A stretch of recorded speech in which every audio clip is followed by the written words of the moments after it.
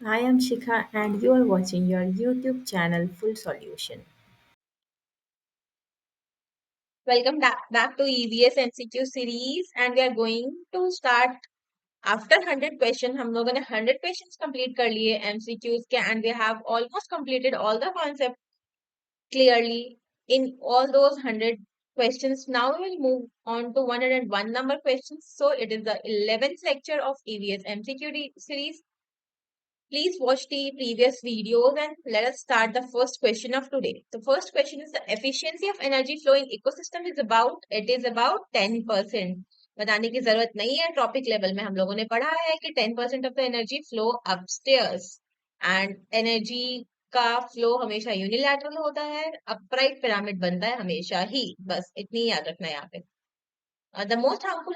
environment pollution from nuclear reactor is nuclear reactor से क्या निकलता है तो radio activity will be the answer ये आंसर गलत है रेडियो एक्टिविटी होगा इसका आंसर तमिलनाडु में जो न्यूक्लियर रिएक्टर बन रहा था उसको लोगों ने रोका था क्योंकि वहां से रेडियो एक्टिविटी होगी इसीलिए उन लोगों ने वहां पे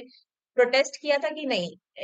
न्यूक्लियर रिएक्टर को बनने नहीं देंगे वहां पे so radio activity is the most harmful thing जो न्यूक्लियर रिएक्टर से निकलती है next number 103 The term sustainable development was first used by ये इसका भी आंसर यहाँ पे गलत दिया हुआ है C will not be the answer answer will be B Brundtland report 1987 सबसे पहले ब्रंटलैंड में जो कमीशन हुआ था और वहां पे जो रिपोर्ट पब्लिश करी गई थी 1987 में वहां पे सस्टेनेबल वर्ड डेवलपमेंट वर्ड का यूज करा गया था एंड उसके बाद 1992 में एजेंडा 21 और समिट यहाँ पे सस्टेनेबल डेवलपमेंट को फुल फॉर्म दिया गया यहाँ पे सस्टेनेबल डेवलपमेंट की बात की गई डिटेल में now 104 number question the term biodiversity is coined by number 1 will be the answer WG Rosen important है याद कर लीजिएगा the conversion of ammonia to nitrate is known as हम नहीं एक्सप्लेन करेंगे इसका answer will be nitrification previous lectures देखना होगा उसमें अच्छे से नाइट्रोजन साइकिल बताया हुआ है उसमें बताया गया है कि कौन सा फॉर्म प्लांट ले सकते हैं कौन सा फॉर्म हम लोग ले सकते हैं कौन सा फॉर्म एटमॉस्फेयर में हो सकता है now question number 6 which of following enhances soil fertility soil की फर्टिलिटी को कौन बढ़ाता है तो सबसे पहले एक एक करके देखते हैं एक्चुअली में ये आप चारों चीज देख रहे होंगे चारों पॉजिटिव चीजें ही हैं crop rotation is positive thing method of agriculture को ठीक करना ये भी अच्छी बात है न्यू सीड्स वेराइटी को यूज करना is good and irrigation is also good thing पर सॉइल फर्टिलिटी को किस चीज से बढ़ावा मिलता है तो crop rotation will be the answer अब बाकी सबको देखते हैं मेथड्स ऑफ इरिगेशन को अगर हम इंप्रूव करेंगे तो प्रोडक्टिविटी इंक्रीज होगी आज हम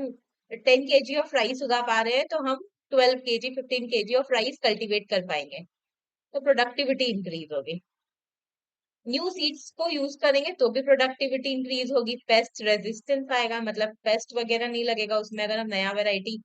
यूज कर रहे हैं तो एंड इरिगेशन को यूज करेंगे तो भी प्रोडक्टिविटी इंक्रीज होगा अच्छे से लैंड में पानी रहेगा तो प्रोडक्शन अच्छा हो पाएगा पर क्रॉप रोटेशन होगा तो सॉइल फर्टिलिटी इंक्रीज होगी कि एक बार राइस उगा रहे हैं फिर एक बार वीट उगा रहे हैं एक बार पल्सेस उगा रहे हैं तो सॉइल का फर्टिलिटी रीगेन हो जाएगा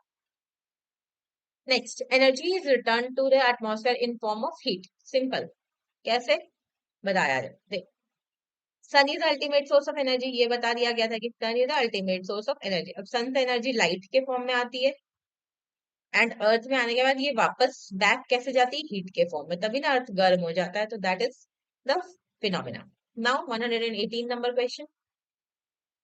the presence of ozone layer in the atmosphere was observe by किन्होंने ओजोन लेयर को सबसे पहले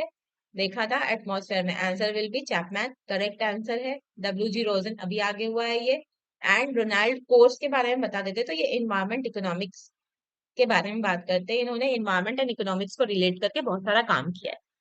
question number 9 for today the term greenhouse effect was coined by तो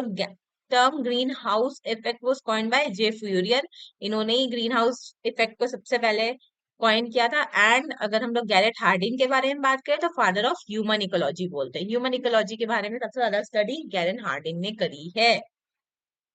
last question for today the species which are likely to become extinct in near future is called गलत answer है B is wrong it is endangered species याद करिए IUCN red data book from the previous lectures इसमें क्या होता है सबसे ऊपर होता है एक्सटिंक्ट जो एनिमल अब नहीं है नेक्स्ट होता है एक्सटिंक्ट इन, सॉरी, सबसे पहले होता है एक्सटिंक्ट इन वाइल्ड,